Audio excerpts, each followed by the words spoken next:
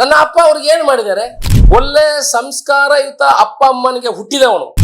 ನಮ್ಮ ಉಸಿರು ಉಳುವಾಗೆ ಹಿಂದೂ ಧರ್ಮ ನನ್ನ ಧರ್ಮ ಅಂತ ಹೇಳ್ತೇನೆ. ಬಿಜೆಪಿ ನನಗೆ ಕೂತಿದ್ದು ಮೇಲ್ಗಡೆಯಿಂದ. ಎಲ್ರಿಗೂ ಸ್ವಾಗತ. ಎಲ್ಲ ಮಾಧ್ಯಮದ ಮಿತ್ರರಿಗೆ ಸ್ವಾಗತ. ಕಳೆದ ಒಂದು ವಾರದ ಹಿಂದೆ ತಮಗೆಲ್ಲ ಗೊತ್ತಿರಬಹುದು, ನಮ್ಮ ಬಂಟ್ವಾಳ ತಹಸೀಲ್ದಾರ್ ಕಚೇರಿಯ ಎದುರುಗಡೆ ಬಿಜೆಪಿ ಪಕ್ಷದವರು ಒಂದು ಪ್ರತಿಭಟನೆಯನ್ನು ಮಾಡಿದರು. ಯಾವುದರ ಬಗ್ಗೆ ಪ್ರತಿಭಟನೆಯನ್ನು ಮಾಡಿದ್ರು ಅಂತ ಹೇಳಿದ್ರೆ, ಒಂದು 3 ಜನರಿಗೆ 94C ಹಕ್ಕುಪತ್ರವನ್ನು ಕೊಡಲಿಲ್ಲ. ಈ ಹಕ್ಕುಪತ್ರವನ್ನು ಕೊಡುವಲ್ಲಿ ತಡ ಮಾಡ್ತಾರೆ ಎನ್ನುವ ಒಂದು ವಿಚಾರವನ್ನು ಇಟ್ಟುಕೊಂಡು ಪ್ರತಿಭಟನೆಯನ್ನು ಮಾಡಿದರು. ಇದರ ಬಗ್ಗೆ ಸಮಾಜದಲ್ಲಿ ಒಂದು ಗೊಂದಲದ ವಾತಾವರಣವನ್ನು ಸೃಷ್ಟಿ ಮಾಡುವಂತ ಕೆಲಸವನ್ನು ಮಾಡಿದ್ದಾರೆ. ಈ ವಿಚಾರದ ಬಗ್ಗೆ ಸಮಾಜದಲ್ಲಿ ಸಾರ್ವಜನಿಕರಿಗೆ ಇದು ಯಾವ ರೀತಿ ಹೀಗೆ ಆಗಿದೆ, ಯಾತಕ್ಕಾಗಿ ಆಯಿತು ಅನ್ನೋ ಉದ್ದೇಶಕ್ಕಾಗಿ ನಾನು ನಿಮ್ಮನ್ನು ಇವತ್ತು ಇಲ್ಲಿ ಕರೆದಿದ್ದೇನೆ. 2020ರಲ್ಲಿ ಈ 3 ಜನ ಅರ್ಜಿ ಕೊಟ್ಟಿದ್ದಾರೆ. 2020ರಲ್ಲಿ ಈ 3 ಜನ ಅರ್ಜಿ ಕೊಟ್ಟಿದ್ದಾರೆ. ಅಕ್ರಮ ಸಕ್ರಮಕ್ಕೆ 94Cಗೆ ಅರ್ಜಿ ಕೊಟ್ಟಿದ್ದಾರೆ. 2023ರವರೆಗೆ ಇದೇ ಈ ಹಿಂದಿನ ಶಾಸಕರು ಇಲ್ಲಿ ಶಾಸಕರಾಗಿದ್ದರು, ಮಾಜಿ ಶಾಸಕರು ಇಲ್ಲಿ ಶಾಸಕರಾಗಿದ್ದರು. ಅವರು 3 ವರ್ಷದಲ್ಲಿ ಇವರಿಗೆ 94Cಯನ್ನು ಮಾಡಿಕೊಡ್ಲಿಲ್ಲ. ನಿರಂತರವಾಗಿ ಅವರ ಕಚೇರಿಗೆ ಇವರು ಓಡಾಟ ಮಾಡುವಂತ ಕೆಲಸವನ್ನು ಮಾಡಿದ್ರು ಕೂಡ ಅವರು 94Cಯನ್ನು ಅವರಿಗೆ ಮಾಡಿಕೊಡ್ಲಿಲ್ಲ. 14/5/2026ರಂದು ಒಂದು ವಾರದ ಮೊದಲು ನನ್ನ ಕಚೇರಿಗೆ ಅವರು ಬಂದಿದ್ರು.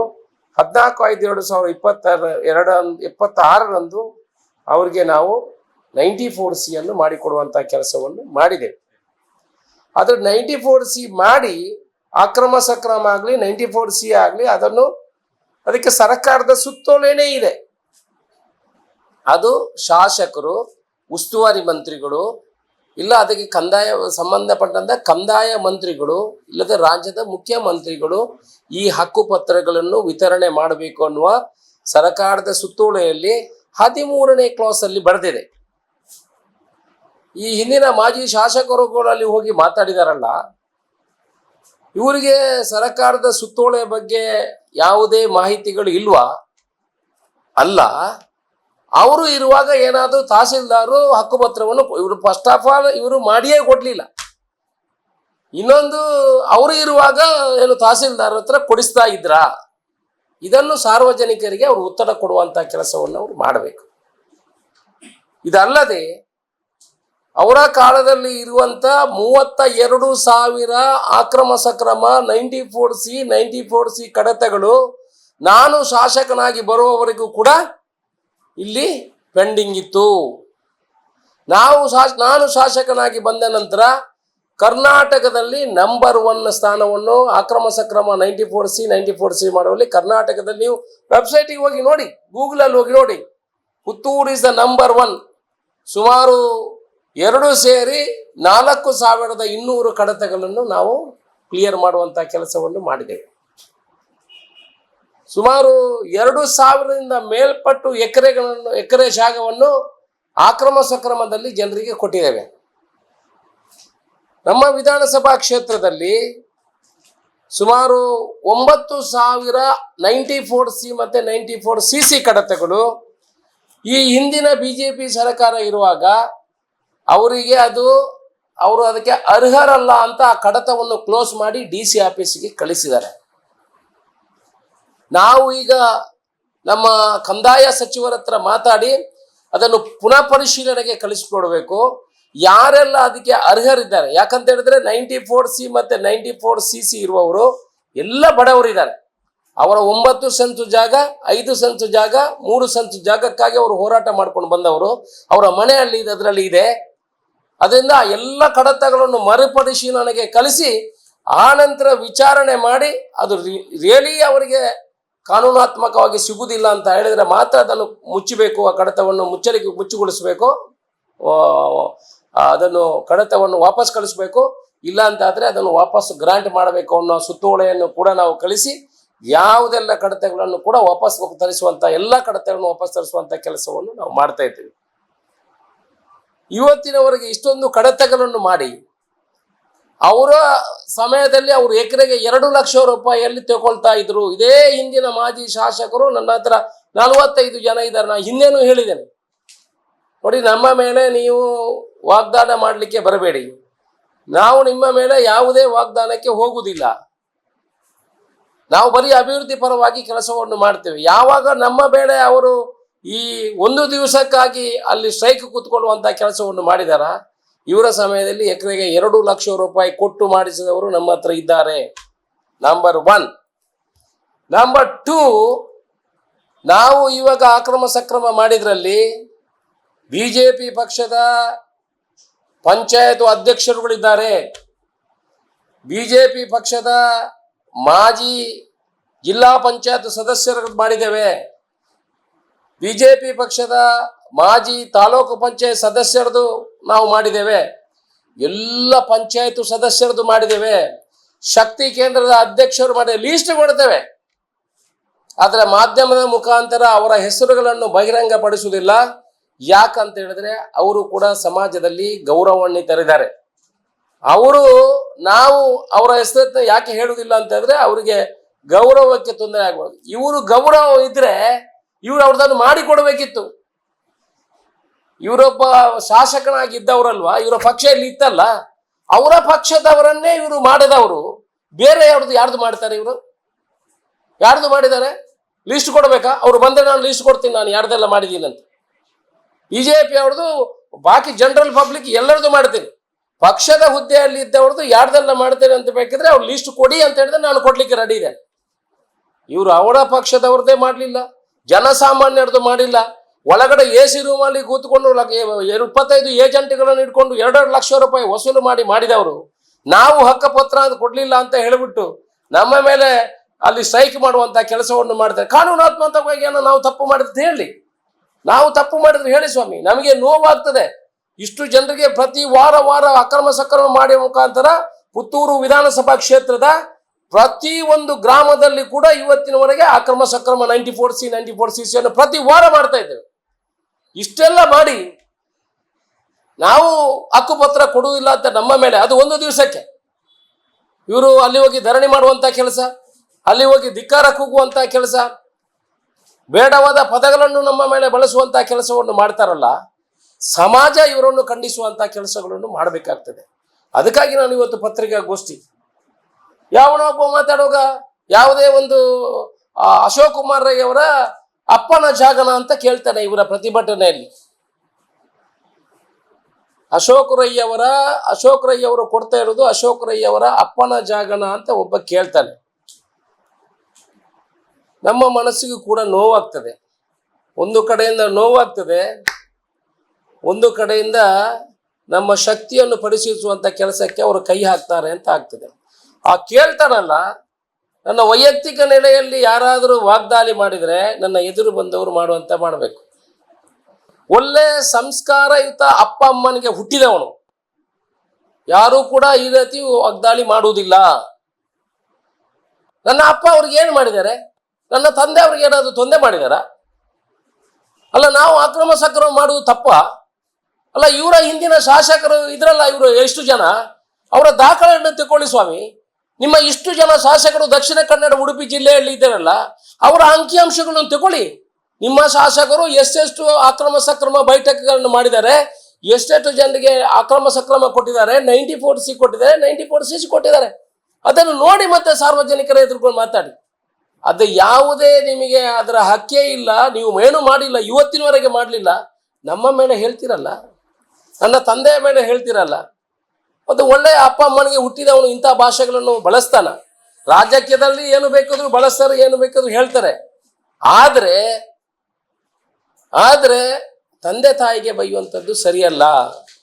ಇದು ಒಳ್ಳೆಯ ಅಪ್ಪ ಅಮ್ಮನಿಗೆ ಹುಟ್ಟಿದವನು ಇಂಥ ಭಾಷೆಗಳ ಪ್ರಯೋಗ ಮಾಡುವುದಿಲ್ಲ. ಅದನ್ನು ಅವ್ರು ತಿಳ್ಕೊಳ್ಬೇಕು. ನಾನು ಕೂಡ ಅದಕ್ಕಿಂತ ಕಟುವಾದ ಭಾಷೆಯನ್ನು ಉಪಯೋಗಿಸ್ಬೋದು. ಇನ್ನೆಲ್ಲಾದ್ರೂ ಮುಂದೆ ಅವನು ಮಾತಾಡ್ಲಿಕ್ಕಿದ್ರೆ ನನ್ನ ಎದುರು ಬಂದು ಮಾತಾಡಬೇಕು. ನಾನು ಕಟುವಾದ ಭಾಷೆಗಳನ್ನು ಬಳಕೆ ಮಾಡಲಿಕ್ಕೆ ಹೋಗುವುದಿಲ್ಲ. ಯಾಕಂದ್ರೆ ಸಾರ್ವಜನಿಕವಾಗಿ ಒಂದು ಜನಪ್ರತಿನಿಧಿ ಆದ್ರಿಂದ ನಾನು ಕಟುವಾದ ಭಾಷೆಯನ್ನು ಬಳಸಲಿಕ್ಕೆ ಹೋಗುವುದಿಲ್ಲ. ಅದು ಒಳ್ಳೆಯ ಸಂದೇಶ ಅಲ್ಲ. ಇನ್ನು ನಿಮ್ಮ ಮಾಧ್ಯಮದ ಮುಖಾಂತರ ಅವರಿಗೆ ವಿಚಾರವನ್ನು ತಿಳಿಸುವಂತ ಪ್ರಯತ್ನವನ್ನು ಮಾಡ್ತಾ ಇದ್ದೇನೆ. ನಮ್ಮ ವಿಧಾನ ಪರಿಷತ್ತಿನ ಸದಸ್ಯರಾದಂಥ ನನ್ನ ಆತ್ಮೀಯರು ಆಗಿರುವಂಥವರು ಒಂದು ಎರಡು ವಿಚಾರಗಳನ್ನು ಹೇಳಿದ್ದಾರೆ. ಅಶೋಕ್ ಕುಮಾರ್ ಅವರು ಬಿಜೆಪಿಯಿಂದ ಬೆಳೆದು ಬಂದವರು. ಸ್ವಾಮಿ, ಬಿಜೆಪಿಯಿಂದ ಬೆಳೆದು ಬಂದದಲ್ಲ. ಬಿಜೆಪಿ ನನಗೆ ಕೂತಿದ್ದು ಮೇಲ್ಗಡೆಯಿಂದ. ಬಿಜೆಪಿಯವರು ನನ್ನನ್ನು ತುಳಿಯುವಂತ ಕೆಲಸ ಮಾಡಿದ್ದಾರೆ. ಹೌದು, ಬಿಜೆಪಿಯಲ್ಲಿ ಇದ್ದೆ ನಾನು. ಅವರು ಕೂಡ ನನ್ನ ಆತ್ಮೀಯರಾಗಿದ್ದರು. ಆದರೆ ಅವರಿಗೆ ನಾನು ವಿನಂತಿ ಮಾಡಿಕೊಳ್ಳೋದು, ದಯಮಾಡಿ ಪುಸ್ತಕ ಓದುವ, ಪೇಪರ್ ಓದುವ, ಮಾಹಿತಿಗಳನ್ನು ತಿಳ್ಕೊಳ್ಳುವಂಥ ಕೆಲಸಗಳನ್ನು ನೀವು ಮಾಡಬೇಕು. ವಿಧಾನ ಪರಿಷತ್ ಸದಸ್ಯರು ಹಿಂದೆ ಹೇಗೋ ನಡೀತಿತ್ತು, ಈಗ ಸ್ವಲ್ಪ ಓದಿ ಸ್ವಾಮಿ, ಓದಿ ತಿಳ್ಕೊಂಡು ಮಾಡಿ. ನಾನು ಉದ್ಯಮ ಮಾಡಿದ್ದೀನಿ, ಟ್ಯಾಕ್ಸ್ ಕಟ್ಟಿದ್ದೀನಿ, ವ್ಯಾಪಾರ ಮಾಡಿದ್ದೀನಿ, ಕೆಲಸ ಕೊಟ್ಟಿದ್ದೀನಿ, ಸಮಾಜ ಸೇವೆ ಮಾಡ್ಕೊಂಡು ಬಂದೀನಿ ನಾವು ಉದ್ಯಮ ಬೆಳೀಲಿಕ್ಕೆ. ಎರಡನೇದು ಹೇಳಿದ್ದಾರೆ, ಅವರು ಭಾರತ ಮಾತಾ ಕಿ ಜೈ ಅಂತ ಹೇಳ್ತಾರೆ, ಮೋದಿಜಿಗೆ ಬೈತಾರೆ. ಏನು ವಿಚಾರಗಳು? ಭಾರತ ಮಾತಾ ಕಿ ಜೈ, ಭಾರತ ಮಾತೆಯನ್ನು ಯಾರಿಗಾದ್ರೂ ಪೇಟೆಂಟ್ ಕೊಟ್ಟಿದೀವ ನಾವು? ನಾವು ಭಾರತದವರು, ನಮ್ಮ ಭಾರತ ಮಾತೆ ಅಂದ್ರೆ ನಮ್ಮ ತಾಯಿ. ಅದನ್ನು ಕಾಂಗ್ರೆಸ್ ಪಕ್ಷದವರು ಹೇಳಬಾರ್ದಂತ ಯಾರಾದ್ರೂ ಪೇಟೆಂಟ್ ಕೊಟ್ಟಿದೀವ? ನಾವೆಲ್ಲ ಭಾರತೀಯರು ಸ್ವಾಮಿ, ನಮಗೆಲ್ಲ ಹಕ್ಕಿದೆ ಭಾರತ್ ಮಾತಾಗೆ ಜೈ ಅಂತ ಹೇಳಲಿಕ್ಕೆ. ನಮ್ಮ ಉಸಿರಿರುವಾಗ ನಾವು ಭಾರತ್ ಮಾತಾಗೆ ಜೈ ಅಂತ ಹೇಳ್ತೀವಿ. ನಮ್ಮ ಉಸಿರಿರುವಾಗ ಹಿಂದೂ ಧರ್ಮ ನನ್ನ ಧರ್ಮ ಅಂತ ಹೇಳ್ತೇನೆ. ಯಾರು ಬಿಡುವುದಿಲ್ಲ, ಅದನ್ನು ಬಿಡ್ಲಿಕ್ಕೆ ಸಾಧ್ಯನೇ ಇಲ್ಲ. ಆದರೆ ಇನ್ನೊಬ್ಬರ ಧರ್ಮವನ್ನು ಹೀಯಾಳಿಸುವಂತ ಕೆಲಸ ನಾವು ಮಾಡುವುದಿಲ್ಲ. ಈ ದೇಶದಲ್ಲಿ ಬಾಳ್ಲಿಕ್ಕೆ ಎಲ್ರಿಗೂ ಅವಕಾಶ ಇದೆ. ಭಾರತ್ ಮಾತೆಗೆ ಜೈ ಅಂತ ಹೇಳ್ತಾರೆ ಅಂತ ಹೇಳಿದ್ರೆ ಹೌದು, ಹೇಳ್ತೇವೆ. ಶ್ರೀಮಾನ್ ನರೇಂದ್ರ ಮೋದಿ ಅವರನ್ನು ವೈಯಕ್ತಿಕವಾಗಿ ಎಲ್ಲಿ ಕೂಡ ದೂಷಣೆ ಮಾಡಲಿಲ್ಲ. ನರೇಂದ್ರ ಮೋದಿ ಅವರಿಗೆ ಗೌರವ ಕೊಟ್ಟು ಮಾತಾಡಿದ್ದೇವೆ. ಈ ದೇಶದ ಪ್ರಧಾನಿ ಅಂತ ಹೇಳಿದ್ರೆ ಯಾರಾಗ್ಲಿ, ಪಕ್ಷ, ಜನ ಅವರನ್ನು, ಇಡೀ ದೇಶದ ಜನ ಅವರನ್ನು ಆಯ್ಕೆ ಮಾಡಿದ್ದಾರೆ. ಗೌರವ ಕೊಡ್ಲಿಕ್ಕೆ ನಮಗೆ ಗೊತ್ತಿದೆ. ನಾವು ಎಲ್ಲಿಯೂ ದೇಶದ ಪ್ರಧಾನಿಯನ್ನು ಬಿಡ್ಕೊಡುವಂತ ಕೆಲಸಗಳಿಲ್ಲ ನಮ್ಮ ದೇಶ ಬಂದ ಅಂತಾಗ. ಆದ್ರೆ ದೇಶದಲ್ಲಿ ಆಗುವ ತೊಂದರೆಗಳೇನಿದೆ, ಈಗ ನೀಟಲ್ಲಿ ತೊಂದರೆ ಆಗಿದೆ, ಅದನ್ನು ನಾವು ಹೇಳುವಂತ ಕೆಲಸಗಳು ಮಾಡಬೇಕಲ್ಲ, ಜನರಿಗೆ ತಿಳಿಸುವಂತ ಕೆಲಸವನ್ನು ಮಾಡಬೇಕಲ್ಲ. ನಾವೆಲ್ಲಾದ್ರೂ ನರೇಂದ್ರ ಮೋದಿಗೆ ಬೇಡದ ಪದಗಳನ್ನು, ಶ್ರೀಮಾನ್ ನರೇಂದ್ರ ಮೋದಿ ಅವರಿಗೆ ಬೇಡದ ಪದಗಳನ್ನು ನಾವು ಬಳಸಿದೀವ? ಎಲ್ಲಿ ಬಳಸಿಲ್ಲ. ನೀಟಿನಲ್ಲಿ ತೊಂದರೆ ಆಗಿದೆ ಅಂತ ಹೇಳಿದ್ದೇವೆ, ಆಗಿದೆ, ನೀಟಿನಲ್ಲಿ ತೊಂದರೆ ಆಗಿದೆ. ಅದೇ ನಮ್ಮ ಕಾಂಗ್ರೆಸ್ ಪಕ್ಷ ಅಧಿಕಾರದಲ್ಲಿದ್ರೆ ಈಗ ಎಜುಕೇಶನ್ ಮಿನಿಸ್ಟರ್ ಅವರನ್ನು ರಾಜೀನಾಮೆ ಕೇಳ್ತಾ ಇರ್ಲಿಲ್ವಾ? ನಾವು ಕೇಳಿದೀವ ರಾಜೀನಾಮೆ ಕೊಡಿ ಅಂತ? ಅವರೇ ಕೊಡಬೇಕಿತ್ತು. ಶ್ರೀಮಾನ್ ನರೇಂದ್ರ ಮೋದಿ ಅವರೇ ಸೆಂಟ್ರಲ್ ಎಜುಕೇಶನ್ ಮಿನಿಸ್ಟರ್ ಯಾರಿದ್ದಾರೆ ಅವರ ಹತ್ರ ರಾಜೀನಾಮೆ ಕೊಡಿಸ್ಬೇಕಿತ್ತು. ಆನಂತರ ಇನ್ನೊಂದು ಪದಗಳನ್ನು ನನ್ನ ಆತ್ಮೀಯರು ಕಿಶೋರ್ ಬೊಟ್ಟೋಡಿ ಅವರು ಬಳಕೆ ಮಾಡಿದ್ದಾರೆ. ಉಪ್ಪಿನಂಗಡಿಯಲ್ಲಿ 352 ಕೋಟಿ ರೂಪಾಯಿಯ ಒಂದು ದೇವಸ್ಥಾನದ ಪ್ರಾಜೆಕ್ಟ್ ಅನ್ನು ಮಾಡ್ತಾ ಇದ್ದಾರೆ. ಅದು ಪ್ರಸಾದಂ ಸ್ಕೀಮ್ ಅಲ್ಲಿ ಬಂದಿರುವುದು ಅಂತ. ನಾನು ಇದಕ್ಕೆ ಹೇಳುದು, ಸ್ವಾಮಿ, ನೀವು ಬಜೆಟ್ ಪುಸ್ತಕವನ್ನು ಓದಿ, ನನ್ನ ಆತ್ಮೀಯರಾದ ಕಿಶೋರ್ ಬೊಟ್ಟೋಡಿ ಅವರೇ, ಸ್ಟಡಿ ಮಾಡಿ, ಸುಮ್ಮನೆ ಹೇಳುವುದಲ್ಲ. ಈಗ ಮುಂದಿನ ತರಲ್ಲ, ನೀವೀಗ ವಿಧಾನ ಪರಿಷತ್ ಸದಸ್ಯರು. ಮುಂದೆ ಏನೋ ಆಗ್ತಿತ್ತು ಹಿಂದೆ, ಈಗ ಆಗಲ್ಲ. ಸ್ವಲ್ಪ ಓದಿ. ಪ್ರಸಾದಂ ಯೋಜನೆ ಕೇಂದ್ರ ಸರ್ಕಾರ ಮಾಡಿ ಜನರನ್ನು ಮಂಗ ಮಾಡಿದೆ. ಇಡೀ ದೇಶದಲ್ಲಿ ನೀವೇ ಕೊಟ್ಟಿದ್ರಿ. ನಾವು ಸುಳ್ಯದ ಪ್ರಸಾದಂ ಸ್ಕೀಮ್ ಅಲ್ಲಿ ಸುಳ್ಯದ ದೇವಸ್ಥಾನವನ್ನು ಸೇರಿದ್ದೀವಿ. ಯಾವ ದೇವಸ್ಥಾನ ಅದು? ಮಲ್ಲಿಕಾರ್ಜುನ ದೇವಸ್ಥಾನಕ್ಕೆ ಕಳಿಸಿದೀವಿ. ಪುತ್ತೂರು ಮಹಾಲಿಂಗೇಶ್ವರ ದೇವಸ್ಥಾನಕ್ಕೆ ನಾನು ಕಳಿಸಿದ್ದೆ. ಉಪ್ಪಿನಂಗಡಿ ಶಾಸ್ತ್ರಲಿಂಗೇಶ್ವರ ದೇವಸ್ಥಾನಕ್ಕೆ ನಾನು ಕಳಿಸಿದ್ದೆ. ನಾನು ಎಲ್ಲರ ಹತ್ರ, ನಿಮ್ಮ ಬ್ರಿಜೇಶ್ ಶೆಟ್ಟರ್ ಹತ್ರ ಕೂಡ ನಾನು ಹೇಳಿದ್ದೆ, ಸ್ವಾಮಿ ಒಂದು ದೇವಸ್ಥಾನಕ್ಕೆ ಕೊಡಿಸಿ ಬಂತ. ನೀವು ಅಲ್ಲಿ ನಾವು ಕರ್ನಾಟಕ ಸರ್ಕಾರದ ಬರುವಂತ 352 ಕೋಟಿ ರೂಪಾಯಿ ಅದು ಪ್ರಸಾದಂ ಸ್ಕೀಮು, ಅದರಿಂದ ಅಶೋಕ್ ರೈ ಅವರ ಫ್ಲೆಕ್ಸ್ ಅನ್ನು ಹಾಕ್ತಾ ಇದ್ರಂತ ಹೇಳ್ತಾ ಇದ್ರಲ್ಲ. ದಯಮಾಡಿ ಓದಿ ಹೇಳಿ, ಸಾರ್ವಜನಿಕರಿಗೆ ತಪ್ಪು ಮಾಹಿತಿ ಕೊಡಬೇಡಿ. ಮೊದಲೇ ಮಾಲಿಂಗೇಶ್ವರ ದೇವಸ್ಥಾನಕ್ಕೆ ಅವತ್ತು ತೆರವುಗೊಳಿಸುವಾಗ ಬಂದು ಏನೇನು ಜನ ನಿಮ್ಮನ್ನು ಯಾವ ಸೋಷಿಯಲ್ ಮೀಡಿಯಾದಲ್ಲಿ ಬೈದಿದ್ದಾರೆ ಅಂತ ನಿಮಗೆ ಗೊತ್ತಿದೆ. ಆದ್ರಿಂದ ದಯಮಾಡಿ ಇನ್ನು ಮುಂದೆ ಆದರೂ ಅದು ಪ್ರಸಾದಂ ಸ್ಕೀಮ್ ಅಲ್ಲ, ನೀವು ಒಂದು ಕೂಡ ಪ್ರಸಾದಂ ಸ್ಕೀಮ್ ಈ ಕರ್ನಾಟಕಕ್ಕೆ ಬಂದಿಲ್ಲ, ಯಾವುದು ಕೂಡ ಇವತ್ತಿನವರೆಗೆ ಮುಟ್ಲಿಲ್ಲ, ಗೊತ್ತಿಲ್ಲ ಇನ್ನು ಕೊಡ್ತದೆ, ಒಂದು ಬರ್ತದಂತ ಇತ್ತು ಅದು ಮುಟ್ಲಿಲ್ಲ. ಖೇಲೋ ಇಂಡಿಯಾ ಅಂತ ಹೇಳಿದ್ರಿ, ಖೇಲೋ ಇಂಡಿಯಾದಲ್ಲಿ ನಮ್ಮ ಗ್ರೌಂಡ್ ಅನ್ನು ಕಳಿಸಿ 24 ಕೋಟಿಗೆ, ಬೇರೆ ಬೇರೆ ಜೂನಿಯರ್ ಕಾಲೇಜ್ ಗ್ರೌಂಡ್ ಅನ್ನು ಕಳಿಸಿದೆ. ಒಂದಾದ್ರೂ ಕೊಟ್ರ ಸ್ವಾಮಿ ಖೇಲೋ ಇಂಡಿಯಾದಲ್ಲಿ? ಒಂದಾದ್ರೂ ಕೊಟ್ರ? ಆಯ್ತು ಕೊಡಿ, ಒಂದಾದ್ರೂ ಕೊಡಿಸಿ. ಇನ್ನಾದ್ರು ನಾನು ಡೆಲ್ಲಿಗೆ ಹೋಗಿ ಕೇಳಿದೆ, ಇವತ್ತಿನ ಖೇಲೋ ಇಂಡಿಯಾ ಒಂದು ಇಲ್ಲ, ಪ್ರಸಾದಂ ಸ್ಕೀಮ್ ಒಂದೇ ಇಲ್ಲ. ಬ್ರಿಜೇಶ್ ಶೌಟ್ ಅವರು ಬಂದು ಯಾಕೆ ಮಾತಾಡಿದ್ದಾರೆ ಅಂತ ಗೊತ್ತಿಲ್ಲ. ನಾನು ಬ್ರಿಜೇಶ್ ಶೌಟ್ ಅವರು ಪಾಪ ಸ್ವಲ್ಪ ಓದ್ತಾರೆ, ಸ್ವಲ್ಪ ಅನುಭವಿ, ಅಂದರೆ ಸ್ವಲ್ಪ ಅಟ್ಲೀಸ್ಟ್ ನಾಲೆಜ್ ಯುತ ಮನುಷ್ಯ ಅಂತ ನನಗೆ ಅವರ ಮೇಲೆ ಗೌರವ ಇತ್ತು. ಯಾಕೆ ಬಂದು ಮಾತಾಡಿದ್ದಾರೆ ಅಂತ ನನಗೆ ಗೊತ್ತಿಲ್ಲ. ಅವ್ರಿಗೆ ಗೊತ್ತಿದೆ ಸರ್ಕ್ಯುಲರ್ ಪ್ರಕಾರ ಹೀಗೇನೆ ಕೊಡಬೇಕಂತ ಅವ್ರಿಗೆ ಗೊತ್ತಿದೆ. ಪಕ್ಷದ ಒತ್ತಡಕ್ಕೆ ತಂದು ಮಾತಾಡಿದಾರ ಅಂತ ಗೊತ್ತಿಲ್ಲ. ಬ್ರಿಜೇಶ್ ಶೌಟ್ರ ಬಗ್ಗೆ ನಾನು ಈಗ ಏನನ್ನೂ ಕೊಡ್ಲಿಕ್ಕೆ ಮಾತಾಡಲಿಕ್ಕೆ ಹೋಗುವುದಿಲ್ಲ. ಒನ್ ಎಕ್ಸ್ಕ್ಯೂಸ್ ಮಾತಾಡಬೇಕಿದ್ರೆ ನನ್ನ ಹತ್ರ ಪ್ರಶ್ನೆಗಳ ಸುರಿಮಾಳೆ ಇದೆ, ನಾನು ಹಾಕ್ಲಿಕ್ಕೆ ಹೋಗುವುದಿಲ್ಲ. ಅವರು ಅಭಿವೃದ್ಧಿ ಪರವಾಗಿ ಕೆಲಸವನ್ನು ಮಾಡುವಂಥದ್ದು ನಮ್ಮ ಧರ್ಮ. ನಮ್ಮನ್ನು ಜನ ಯಾಕೆ ಕಳಿಸ್ತಾರೆ ಅಂತ ಹೇಳಿದ್ರೆ, ನೀವು ಅಭಿವೃದ್ಧಿ ಮಾಡಿ, ನೀವು ಕಾಂಗ್ರೆಸ್ BJP ಅಂತ ತಿಕ್ಕಾಟ ಮಾಡಬೇಡಿ ಅಂತ ಜನ ಹೇಳ್ತಾರೆ. ನಾನು ಕೂಡ ಇವತ್ತು ಪ್ರೆಸ್ ಮಾಡಿದ ಉದ್ದೇಶ ಏನು ಅಂತ ಹೇಳಿದ್ರೆ, ಜನಗಳಿಗೆ ಮಾಹಿತಿ ಹೋಗಬೇಕು, ತಿಳಿಬೇಕು. ಬ್ರಿಜೇಶ್ ಶೌಟ್ ಅವರೇ, ನೀವು ವಿದ್ಯಾವಂತರು, ಗೊತ್ತಿದ್ದವರು ಅಂತ ನಾನು ತಿಳ್ಕೊಂಡಿದ್ದೀನಿ.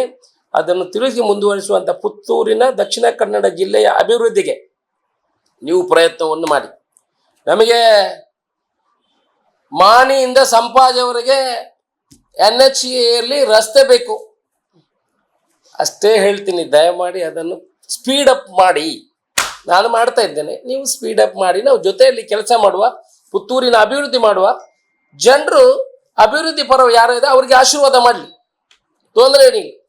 ನಾನು ನಿಮ್ಮ ಬಗ್ಗೆ ಏನು ಹೆಚ್ಚು ಮಾತಾಡಲಿಕ್ಕೆ ಹೋಗುವುದಿಲ್ಲ. ನೀವು ಕೂಡ ದಯಮಾಡಿ ಮುಂದಿನ ದಿವಸಗಳಲ್ಲಿ ನೋಡಿಕೊಂಡು, ಸಾಧಕ ಬಾಧಕ ನೋಡಿಕೊಂಡು, ನಂದು ತಪ್ಪಿದ್ರೆ ಹೇಳಿ, ನಾನು ತಪ್ಪು ಮಾಡಿದರೆ ಹೇಳಿ. ನಾನು ಅಕ್ರಮ ಸಕ್ರಮ 94CC 94C ಅಲ್ಲಿ ಏನೋ ತಪ್ಪು ಮಾಡಿದರೆ ಹೇಳಿ, ನೀವು ಹೋರಾಟ ಮಾಡಿ. ನಾನು ಕೊಟ್ಟಿಲ್ಲ ಅಂತಾದರೆ ಅವ್ರಿಗೆ ಬೇಕಾಗಿ ಇಟ್ಟಿ ಅಂತ ತಿಳ್ಕೊಳ್ಳಿ. ಈಗ ಇವರು ಹೋರಾಟ ಮಾಡಿದ್ರಿಂದ ಈ ಮನುಷ್ಯನಿಗೆ ಹಕ್ಕುಪತ್ರ ಕೊಡಲಿಕ್ಕೆ ಕಷ್ಟ. ಇವರು ಮಾಡಿರುವುದು 2020ರಲ್ಲಿ ಅರ್ಜಿ ಕೊಟ್ಟಿದ್ದಾರೆ, 15 ವರ್ಷ ಅಲ್ಲಿ ಇರಬೇಕು, ಆದರೆ ಮಾತ್ರ 94C ಆಗುವುದು. ಇನ್ನು 3 ಜನ ಇದಕ್ಕೆ ಒಬ್ಜೆಕ್ಷನ್ ಹಾಕುವ ಕೆಲಸವನ್ನು ಮಾಡಿದ್ದಾರೆ. ಆದ್ರಿಂದ ಒಬ್ಬ 3 ಕುಟುಂಬಗಳಿಗೆ ನೀವು ಅನ್ಯಾಯ ಮಾಡಿದ ನಿಮ್ಮ ಹೋರಾಟ, ನಿಮ್ಮ ರಾಜಕೀಯ ಹೋರಾಟದಿಂದ ಆ 5 ಕುಟುಂಬಗಳಿಗೆ ಹಕ್ಕುಪತ್ರ ಕೊಡುವಂತ ಕೆಲಸಕ್ಕೆ ನೀವು ಅವರಿಗೆ ಅನ್ಯಾಯ ಮಾಡಿದಿರಿ. ಆ 5 ಕುಟುಂಬಗಳು ಏನು ಗೊತ್ತಿಲ್ಲದೆ ನೀವು ಕರೆದದಕ್ಕೆ ನಿಮ್ಮ ಜೊತೆ ಬಂದಿದ್ದಾರೆ.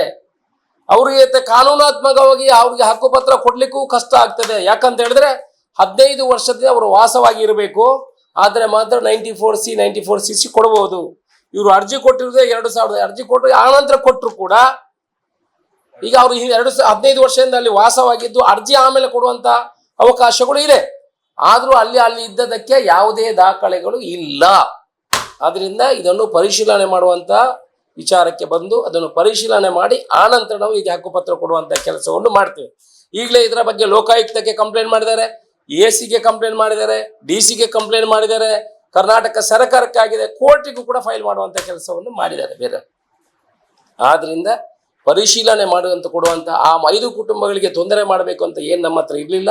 ಕೊಡುವಂಥದ್ದು ನಾವು ಮುಂದೆ 1 ತಿಂಗಳ 15 ದಿವಸ ಮೊದಲೇ ಕೊಡಬೇಕಿತ್ತು. ಬಂಟ್ವಾಳ ತಹಸೀಲ್ದಾರ್ ಅವರು ನಮಗೆ 1 to 5 ಮಾಡ್ಲಿಕ್ಕಿದೆ, ಈಗ ಅಕ್ರಮ ಸಕ್ರಮ ಬೈಠಕ್ ಮಾಡ್ಲಿಕ್ಕೆ ಆಗುದಿಲ್ಲ ಅಂತ ಹೇಳಿದಕ್ಕೆ ನಾವು ಒಂದು 10 ದಿವಸ ಮುಂದೆ ಹಾಕಿದ್ವಿ. ಹೊರತು ಯಾವುದೇ ಪರ್ಸನಲ್ ಇಂಟ್ರೆಸ್ಟ್ ಯಾರಿಗೂ ಕೊಡಬೇಕಂತ ಇವತ್ತು ಕೂಡ ನಾವು ಯಾವತ್ತು BJP ಕಾಂಗ್ರೆಸ್ ಅಂತ ನೋಡುವುದೇ ಇಲ್ಲ. BJP ಕಾಂಗ್ರೆಸ್ ಯಾವುದೇ ಇರಲಿ, ಯಾರು ಇಲ್ಲಿ ಬರ್ತಾರೆ ಅವ್ರದ್ದೆಲ್ಲ ಅಕ್ರಮ ಸಕ್ರಮ 94CC 94Cಗಳನ್ನು ಮುಂದಿನ ದಿವಸಗಳಲ್ಲಿ ಮಾಡ್ತೇವೆ. ಯಾರಿಗೂ ಕೂಡ ದುಡ್ಡು ಕೂಡ ಕೊಡಬೇಡಿ. ಅಧಿಕಾರಿಗಳು ನಿಮ್ಮ ಹತ್ರ ದುಡ್ಡು ಕೇಳಿದ್ರೆ ದಯಮಾಡಿ ಅಕ್ರಮ ಸಕ್ರಮ 94C 94CCಗೆ ನಿಮ್ಮನ್ನು ದುಡ್ಡಿಗೆ ಪೀಡಿಸಿದ್ರೆ ನನಗೆ ಕರೆ ಮಾಡಿ, ಒಂದು ಸಲ ಆಗದಿದ್ರು ನನ್ನ ಹತ್ರ ಬನ್ನಿ, ಅದನ್ನು ಮಾಡಿಕೊಡುವಂಥ ಕೆಲಸವನ್ನು ಮಾಡ್ತೇನೆ ಅನ್ನೋ ಮಾತನ್ನು ಹೇಳಿ ಮಾಧ್ಯಮದ ಮೂಲಕ ಜನರಿಗೆ ನಿಜವಾದ ನ್ಯಾಯ ಏನಿದೆ ಅದನ್ನು ತಿಳಿಸುವಂಥ ಪ್ರಯತ್ನ ಮಾಡಬೇಕು ಅಂತ ನಿಮ್ಮ ಮಾಧ್ಯಮದವ್ರನ್ನ ಕರೆದಿದ್ದೀನಿ.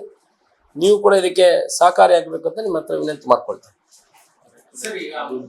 ಪೇಮೆಂಟ್ ಮಾಡಿದ 14 ಒಂದು ದಿನ ಬಿಟ್ಟು ಸ್ಟ್ರೈಕ್ ಮಾಡಿದ್ದಾರೆ. ಎಲ್ಲ ಕಟ್ಟಿ ಆದ್ಮೇಲೆ ಅವರಿಗೆ ವಂಚನೆ ಆಗಿದೆ ಅಂತ ಆರೋಪ ಇದೆ. ನೋಡಿ, ಈಗ ಅಧಿಕಾರಿಗಳು ಹಾಗಾದ್ರೆ ಡಾಕ್ಯುಮೆಂಟ್ ನೋಡದೆ ದುಡ್ಡು ಕಟ್ಟಿಸ್ತಾರೆ ಅಂತ ಇದೆ. 14/5/2026 ಅವ್ರು ದುಡ್ಡು ಕಟ್ಟಿದ್ದಾರೆ. 16ಕ್ಕೆ ಸ್ಟ್ರೈಕ್ ಮಾಡಿದ್ದಾರೆ. ಅವ್ರು ದುಡ್ಡು ಕಟ್ಟಿರೋದು 14 ತಾರೀಕಿಗೆ. 14/5/2026 ಅವ್ರು ರಸೀದಿ ಪಾವತಿ ಆಗಿದ್ದಾವೆ. 16/5/2026 ಅವರು ಸ್ಟ್ರೈಕ್ ಮಾಡುವಂತ ಕೆಲಸವನ್ನು ಮಾಡ್ತಾರೆ. 8 ವರ್ಷ ಆಯ್ತು ಸ್ವಾಮಿ ಅರ್ಜಿ ಕೊಟ್ಟವರು. ಈ ಒಂದು ದಿವಸ ಅವರಿಗೆ ತಡ ಆಗ್ತದಾ? ಹಾಗೆ ಕೊಡ್ಲಿಕ್ಕೆ ಆಗುದಿಲ್ಲ. ನಾವು ಅಕ್ರಮ ಸಕ್ರಮ ಬೈಟೆಕಲ್ಲೇ ಕೊಡುದು. ಅದನ್ನು ಆ ಭಾಗದ ಜನಪ್ರತಿನಿಧಿಯೇ ಕೊಡಬೇಕು. ಈಗ ಇವರ ಬಿಜೆಪಿ ಎಲ್ಲೆಲ್ಲಿ MLA-ಗಳಿದ್ದಾರೆ ಅಲ್ಲಿ ಅವರೇ ಕೊಡುತ್ತಾನೆ. ಅಲ್ಲಿ ತಹಸೀಲ್ದಾರ್ ಕೊಡ್ತಾರ? ಕೊಡ್ಲಿಕ್ಕೆ ಅಧಿಕಾರ ಇಲ್ಲ. ಸುತ್ತೋಲನೆ ಇದೆ, ಅವರೇ ಕೊಡಬೇಕಾಗ್ತದೆ.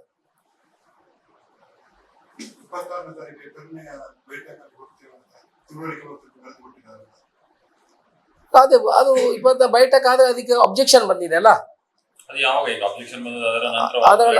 ಅದಕ್ಕೆ ಮೊದಲು ಅದಕ್ಕೆ ನಂತರ ಅಬ್ಜೆಕ್ಷನ್ ಬಂದಿದೆ.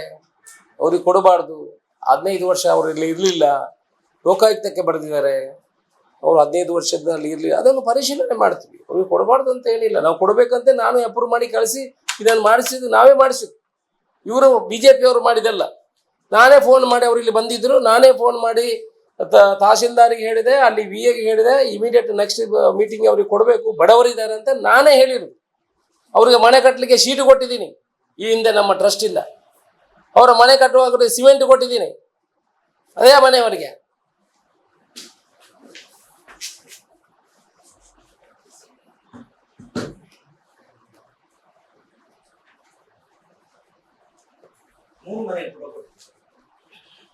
ಮೂರು ಮನೆಗಳಿಗೆ ಕೊಟ್ಟಿದೆ. 5 ಮನೆ ಇದೆ ಅಲ್ಲಿ.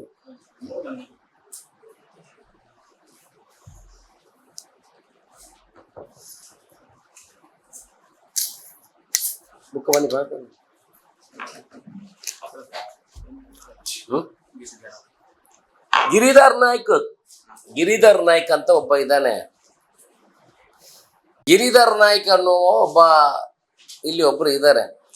ಅವರು ಒಂದು ಸಂಘಟನೆಯನ್ನು ಕಟ್ಟಿಕೊಂಡು ಎಲ್ಲಾರ ಕಡೆಯಿಂದ ರಸ್ತೆ ಮಾಡಿ ಕೊಡ್ತೇನೆ ಅಂತ ಹೇಳಿ ಅಲ್ಲಿ ದುಡ್ಡು ವಸೂಲು ಮಾಡುವಂಥದ್ದು. ಆ ನಂತರ ಈ ತರ ಅಕ್ರಮ ಸಕ್ರಮ 90 ಈ ತರ ಇದ್ದದನ್ನು ಹೋಗಿ ಅವ್ರ ಹತ್ರ ದುಡ್ಡು ತೆಕ್ಕೊಂಡು ನಾನು ಮಾಡಿ ಕೊಡ್ತೇನೆ ಅನ್ನುವಂಥ ವಿಚಾರಗಳನ್ನು ಅವ್ರ ಹತ್ರ ದುಡ್ಡು ತೆಕ್ಕೊಳ್ಳುವಂಥದ್ದು.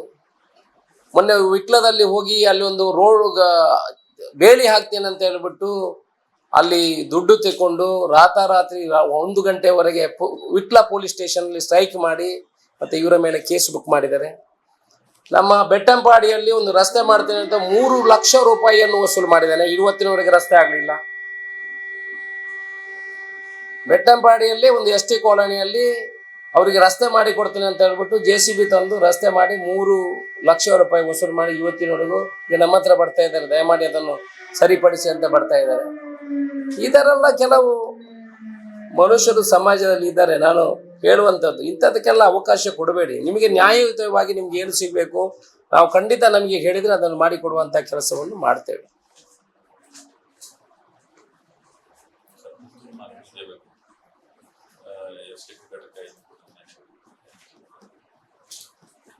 STP ಘಟಕ ಅಧಿಕಾರಿಗಳನ್ನು ಕರೆದಿದ್ದೀನಿ. DC ಅವರು ಬರ್ತೀನಿ ಅಂತ ಹೇಳಿದ್ದಾರೆ. ನಮಗೆ 20 ಕೋಟಿ ರೂಪಾಯಿ ಮಂಜೂರಾಗಿದೆ. ಕಾಂಟ್ರಾಕ್ಟರ್ ಫೈನಲ್ ಆಗಿದೆ. ಅವರು ಕೂಡ ಇಲ್ಲಿ ಬಂದು ಅಲ್ಲಿ ಈಗ ಸ್ಥಳ ಸಮೀಕ್ಷೆ ಮಾಡಿ ಅದಕ್ಕೆ ಸರ್ಕಾರದಲ್ಲಿ ಯಾವ ರೀತಿ ಕಾನೂನಾತ್ಮಕವಾಗಿ ಏನು ಕ್ರಮಗಳನ್ನು ತಗೊಳ್ಬೇಕಾ ಅದನ್ನು ತಗೊಂಡು STP ಘಟಕ ಮಾಡೋದ್ರಲ್ಲಿ ಏನು ಹಿಂದೆ ಮುಂದೆ ನೋಡೋ ಪ್ರಶ್ನೆನೇ ಇಲ್ಲ. STP ಘಟಕ ಅಲ್ಲೇ ಆಗ್ತದೆ. ಇಲ್ಲಿಂದ ವೇಸ್ಟೇಜ್ ಅಲ್ಲಿಗೆ ಹೋಗಿ ಅಲ್ಲಿ ಫಿಲ್ಟ್ರೇಷನ್ ಆಗ್ತದೆ. ಪದೇ ಅಂದ್ರೆ ಈ ಸರ್ಕಾರ ಇದರಲ್ಲಿ ನಿಮಗೆ ಗೊತ್ತಿದೆ, ಕಾನೂನಲ್ಲಿ ನಾವು ಕೆಲವು ವಿಚಾರವನ್ನು ನಾವು ಕೈಗೆ ತಗೊಂಡು ಸ್ಪೀಡ್ ಅಪ್ ಮಾಡ್ತೀವಿ. ಈಗ ಪುತ್ತೂರು ಉಪ್ಪಿನಂಗಡಿ ರಸ್ತೆಯಲ್ಲಿ ಆ ಬಿಲ್ಡಿಂಗ್ ಡೆಮೊಲಿಷ್ ಮಾಡ್ಲಿಕ್ಕಿತ್ತು ನಗರಸಭೆದು. ಇದು ನಗರಸಭೆಯ ಪೂರ್ತಿ ಆದೇಶ ಬರಬೇಕಿದ್ರೆ ಇನ್ನು 2 ವರ್ಷ ಬೇಕಿತ್ತು. ನಾವೇ ಅದನ್ನು ಫೈಲ್ ಕೈಯಲ್ಲಿ ಕಡತ ಹಿಡ್ಕೊಂಡು ಹೋಗಿ ಅಧಿಕಾರಿಗಳಿಗೆ ಒತ್ತಡವನ್ನು ಹಾಕಿ ಅದನ್ನು ತೆರವುಗೊಳಿಸುವಂತ ಕೆಲಸವನ್ನು ಮಾಡಿದ್ವಿ. ಇಲ್ಲಿ ಕೂಡ ಅಧಿಕಾರಿಗಳನ್ನು ಕರಿತಾ ಇದ್ದೇವೆ, ಬನ್ನಿ ಅದನ್ನು ಮಾಡುವಂತ ಕೆಲಸ. ಅದಕ್ಕೇನು ಒತ್ತಡ, ಏನು ತೊಂದರೆಗಳು ಏನಿಲ್ಲ. ಈಗ ಕೋರ್ಟ್ ರಜೆ ಇದೆ. ಈ ತಿಂಗಳ ಎಂಡಲ್ಲಿ ಕೋರ್ಟ್ ಓಪನ್ ಆಗ್ತದೆ. ಕೋರ್ಟ್ ಓಪನ್ ಆಗಿದೆ, ಅದು ಇಂಜೆಕ್ಷನ್ ತೆರವುಗೊಳ್ತದೆ. ಇಲ್ಲ ಅಂತಂದ್ರೆ ನಮಗೆ ಬೇಕಾದಷ್ಟು ರಸ್ತೆಗಳು ಅದರಲ್ಲಿ ಇದೆ, ಅದರಲ್ಲಿ ಏನು ಅದನ್ನೇ ಕೋರ್ಟ್ದ ವಿಚಾರಗಳಲ್ಲಿ ಏನು ತೊಂದರೆ ಇಲ್ಲ. ಮತ್ತೆ ಅಲ್ಲಿ ಅವರಿಗೆ ಏನು ತೊಂದರೆ ಆಗದ ರೀತಿಯಲ್ಲಿ ಮಾಡ್ತೀವಿ. ಅವ್ರಿಗೇನ ಲೇಔಟ್ನವರಿಗೆ ಮತ್ತೆ ಅಲ್ಲಿ ಜನರಿಗೆ ಏನಿದೆ, ನಮಗೆ ಸ್ಮೆಲ್ ಬರ್ತದೆ, ತೊಂದರೆ ಆಗ್ತದೆ ಅಂತ ಅವರ ಮನಸ್ಸಿನಲ್ಲಿ ಇದೆ. ಅಲ್ಲಿ ಏನು ತೊಂದರೆ ಆಗೋದಿಲ್ಲ. ಸಿಟಿಯಲ್ಲಿ ಬೇಕಾದ್ರೆ ಈಗ ನೀವು ಮಂಗಳೂರಲ್ಲಿ ನೋಡ್ಬೋದು, ಕೊಡಿಯಲ್ ಬೈಲಲ್ಲಿ ಇದೆ ಫಿಲ್ಟ್ರೇಷನ್, ಒಳ್ಳೆ ನಂಬರ್ 1 ರೆಸಿಡೆನ್ಷಿಯಲ್ ಏರಿಯಾ. ಅದರಲ್ಲಿ ತೊಂದರೆ ಆಗೋದಿಲ್ಲ, ಜನ ಭಯ ಪಡುವಂಥ ವಿಚಾರಗಳಿಲ್ಲ. ಮತ್ತೆ ನಮಗೆ ಪುತ್ತೂರಿನ ಅಭಿವೃದ್ಧಿಗೆ ಬೇರೆ ಜಾಗ ಅಂತದ್ದೆಲ್ಲಿ ಇಲ್ಲ. ಬೇರೆ ಜಾಗ ನಮ್ಗೆ ಯಾರು ತೆಗೆದುಕೊಡೋದಿದ್ರೆ ಆ ಜಾಗವನ್ನು ಕಾಂಪನ್ಸೇಟ್ ಮಾಡ್ಬೋದು. 5 ಎಕರೆ ಜಾಗ ನಮಗೆ 5.5 ಎಕರೆ ಜಾಗ ಅಂತದ್ದು ಸಿಕ್ಕಿದ್ರೆ ಕಾಂಪನ್ಸೇಷನ್ ಮಾಡ್ಬೋದು. ಮತ್ತೆ ಅದು ಪೈಪ್ಲೈನ್ ಎಲ್ಲ ಹೋಗೋದು ಈಗಲೇ ಅಲೈನ್ಮೆಂಟ್ ಎಲ್ಲ ಆಗಿದೆ, ಅದನ್ನ ಚೇಂಜ್ ಮಾಡುವಂಥದ್ದು. ಮತ್ತೆ ಆ ಲೇಔಟಿನ ಒಳಗಿರುವಂಥ ರಸ್ತೆ ಎಲ್ಲ ನಮ್ಮದೇ, ನಗರಸಭೆದೆ. ಅದಕ್ಕೆ ಯಾರು ಅಡ್ಡಪಡಿಸುವಂಥ ವ್ಯವಸ್ಥೆಗಳು ಇಲ್ಲ. ಒಂದು ಕಡೆ ಬಂದ್ ಮಾಡ್ಬೋದು, ಬಾಕಿ ಎಲ್ಲ ಕಡೆ ನಗರಸಭೆದೇ ರಸ್ತೆ ಇದೆ, ಅದಕ್ಕೇನು ತೊಂದರೆ ಆಗಲ್ಲ. ಅವರನ್ನು ಮನವೊಲಿಕೆ ಮಾಡಿ ಮನವನ್ನು ಉಳಿಸಿ ಅದನ್ನು ಮಾಡುವಂಥ ಕೆಲಸವನ್ನು ಮಾಡ್ತೀವಿ.